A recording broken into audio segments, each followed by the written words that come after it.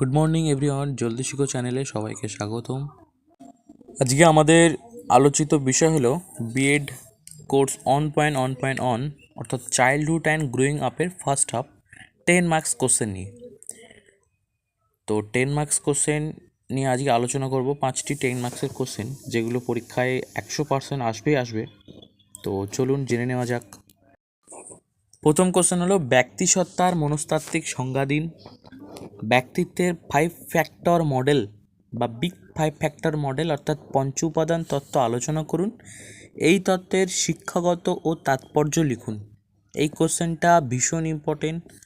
এই কোশ্চেনটা 10 মার্কসের মধ্যে আসতে পারে। 2 নম্বর কোশ্চেনটি হলো ব্যক্তিত্ব বলতে কী বোঝেন।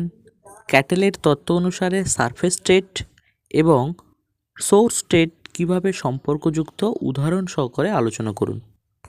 নেক্সট 3 নম্বর কোশ্চেনটি হলো শিশুর পরিচর্যার ক্ষেত্রে পরিবারের ভূমিকা আলোচনা করুন। নেক্সট 4 নম্বরের কোশ্চেনটি হলো পেঁয়াজের তত্ত্ব সাপেক্ষে বৌদ্ধিক বিকাশের পর্যায়গুলি আলোচনা করুন। পেঁয়াজের তত্ত্ব সম্পর্কে সমালোচনামূলক মন্তব্য করুন। নেক্সট লাস্ট অ্যান্ড 5 কোশ্চেন, এটি অপশনালভাবে আপনারা করতে পারেন। এটি 2023-এ এসেছে। তো 2023-এ এসছে ব্যক্তিগত বিকাশের অধ্যয়নে আইসেঙ্কের বৈশিষ্ট্য, তত্ত্বের শক্তি এবং সীমাবদ্ধতামূলক আলোচনা করুন।